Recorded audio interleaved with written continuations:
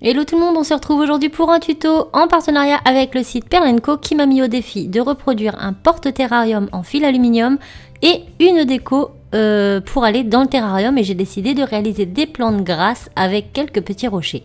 Je vous laisse tout de suite avec la suite de la vidéo. Donc tout d'abord nous allons faire le porte-terrarium, donc il vous faudra du fil alu en 3 mm. Vous allez en découper à peu près 50 cm et ensuite vous allez le lisser dans un chiffon pour le rendre bien lisse et bien souple. Donc vous pressez tout en passant le fil dans le chiffon plusieurs fois, et une fois qu'il est bien lisse, on commence. Donc on coupe les extrémités pour avoir quelque chose d'assez joli, et avec une pince en bourron on va venir réaliser une première boucle dans laquelle on mettra le terrarium. Donc ensuite avec notre pouce on va venir pousser tout en lui donnant une forme arrondie. Ça va vraiment tout seul si vous avez bien lissé votre fil. Maintenant vous allez insérer la boule, le terrarium, et vous allez faire en sorte de faire passer le fil donc assez en dessous, mais pas trop non plus. Il faut pas qu'il y ait trop de hauteur. Et maintenant vous allez venir en dessous de cette petite boucle et vous allez pincer avec la pince pour venir tourner tout autour et former un arrondi. Si votre fil est bien lisse, comme je vous le dis, ça se fait tout seul. Donc là on va venir travailler grossièrement et on va venir affiner après les détails. Donc vous vous aidez de votre pouce pour bien courber le fil et vous allez venir jusqu'à l'autre extrémité. Donc on obtient ça. Maintenant on va venir placer notre boule et voir si ça tient bien. Donc il faut que votre rond à la base soit plus large à l'arrière, enfin plus long à l'arrière, pour justement qu'il n'y ait pas un système de balancement et que votre terrarium ne penche pas sur le devant. Donc c'est très important de vérifier l'équilibre de votre support. Maintenant je coupe l'extrémité et je viens refaire une boucle à l'intérieur. Donc je fais la boucle, donc la boucle de finition, c'est celle qui terminera le travail. Et maintenant il ne nous reste plus qu'à retravailler tout ça. Donc là je redescends un petit peu la boucle et avec mon pouce je viens reformer mon arc de cercle.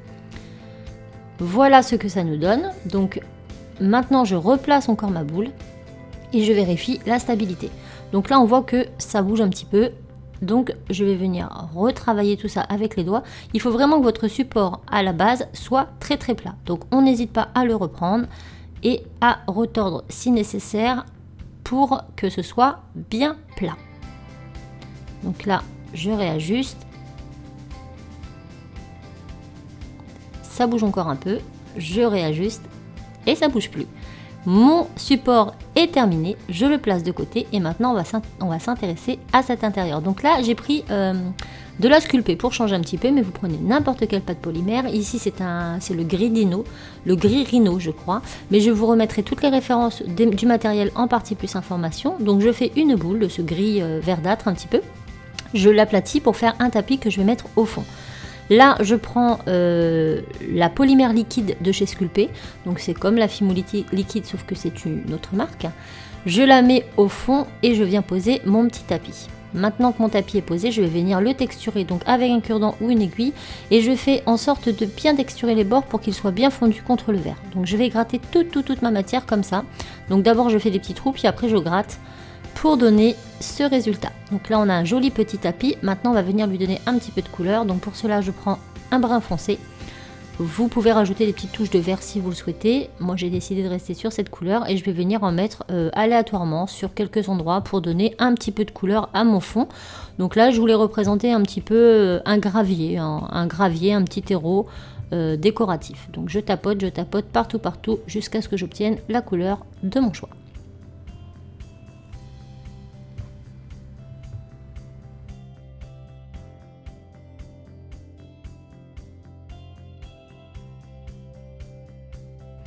On en a terminé avec le fond. Maintenant, toujours avec la même couleur, je vais venir faire mes rochers.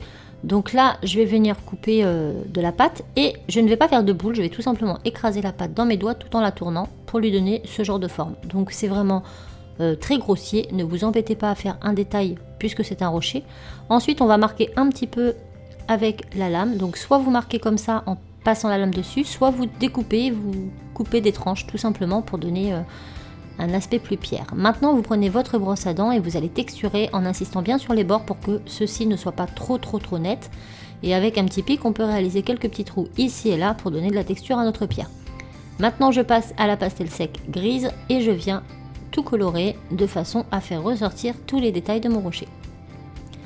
Donc là, j'ai un rocher comme ceci. Donc là, je repasse un petit coup de brosse et on a ce petit rocher. Donc le petit rocher, je vais le mettre ici. Mais bien sûr, vous les faites de la taille de votre choix. Vous les disposez comme vous voulez. Moi, je vous montre comment j'ai réalisé le mien. Maintenant, je vais faire un autre rocher. Donc je prends une boule un peu plus grosse. Pareil, j'écrase, je tords, j'écrase, je tords. Sans forcément chercher à obtenir une forme précise. Là, j'ai obtenu ça et ça me plaisait plutôt bien. Donc je vais partir sur cette forme. Je vais prendre ma lame et... encore une fois, je vais couper des tranches, donc très très fines, mais juste pour que ce soit bien net. Là, je coupe un peu en biseau, là, je recoupe un peu en biseau, et là, je coupe un peu plus net. On part sur cette forme. Maintenant, un coup de brosse à dents pour bien fondre les bords, surtout, puisque les pierres sont quand même assez usées et ne sont pas très très nettes. Donc, je viens tapoter avec ma brosse à dents, ça va venir donner un petit peu de texture, un peu de relief à tout ça, et surtout beaucoup plus de réalisme. Ensuite, je vais lui donner un petit côté plus usé, donc soit vous faites des petits trous comme je l'ai fait sur la pierre précédente, soit vous venez vous aider des petites fissures que vous avez pour les refaire. Donc là, j'insiste dessus.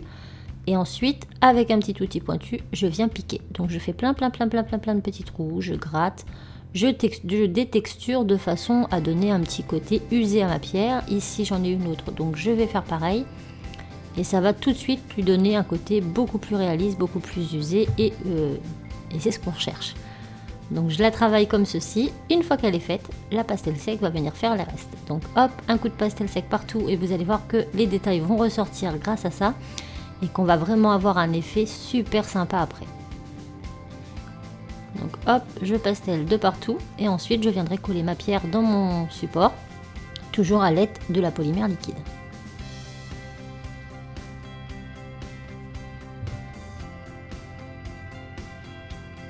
Et voilà, c'est chouette. Donc ma polymère liquide, hop, et je pose mon rocher. Donc faites en sorte quand même qu'il passe bien par l'orifice du trou, parce que sinon c'est compliqué. Et là je viens retexturer un petit peu avec la brosse à dents pour enlever les petites traces de doigts que j'avais mis dessus. Maintenant je vais faire des petits cailloux, donc pareil, toujours le même boudin de pâte, je fais plein de petits morceaux. Et pareil, je fais pas des boules, je viens écraser tout en tournant dans mes doigts pour donner des formes assez aléatoires et pas forcément très nettes. Donc je fais ça pour toutes mes petites boules, j'en fais de différentes tailles. Vous pouvez les faire beaucoup plus petites aussi ou beaucoup plus grosses, c'est à vous de voir. Donc là on a déjà des formes assez sympas qui ressemblent déjà pas mal à des pierres. Je vais utiliser maintenant cet outil de chez Fimo Professionnal, mais vous pouvez utiliser, donc il a un côté plat et le reste c'est rond. Vous pouvez utiliser un objet plat pour venir marquer les tranches, comme ici. Donc là je marque les tranches avec le plat et après je passe la petite boule pour les accentuer. Donc on aplatit les petites tranches et ensuite on les creuse un petit peu. C'est un petit peu le principe. Et ensuite on colorise à la pastel grise. Et là on a de chouettes petits cailloux. On va les mettre de côté car on va les mettre qu'à la fin. Et maintenant je vais utiliser les verres. Donc j'ai un verre olive et un verre normal pour réaliser mes deux plantes. Donc ma première plante je la fais avec la couleur olive. Si vous n'en avez pas, vous pouvez prendre un verre que vous foncez avec un petit peu de noir. On va venir faire des boules, puis des carottes. Donc une boule qu'on affine sur la pointe et avec un outil comme celui-ci ou un manche de pinceau, on va venir creuser l'intérieur. Je prends une petite boule et je place mes pétales autour. Donc j'en mets 5 dans un premier temps pour le premier tour. Hop, je viens les fondre sur ma petite boule. Une fois que les 5 sont mis, je vais en faire des un petit peu plus petites que je vais mettre entre chaque pétale. Donc je refais un tour en mettant une pétale entre chaque pétale du cercle précédent. Donc toujours la même technique, je fais une carotte et je la creuse avec un outil comme celui-ci par exemple, ou bien un pinceau. Le manche d'un pinceau, ça conviendra aussi très bien. Ou même un petit boule tool, ça peut fonctionner. Et là je viens les mettre entre chaque. Et une fois que tout est mis, on va venir sceller le centre pour que ce soit un peu plus joli et un peu plus réaliste, mais sans trop non plus. Ma plante est faite, je vais pouvoir venir la positionner dans mon bocal. Donc je mets toujours la polymère liquide, hop, qui sert donc de colle et qui va également devenir transparente après séchage, donc pas de panique, elle n'est pas blanche une fois sec. Voilà, et maintenant je fais la deuxième. Donc la deuxième, je fais avec le verre normal, je fais plein de petits morceaux et ensuite des petites boules.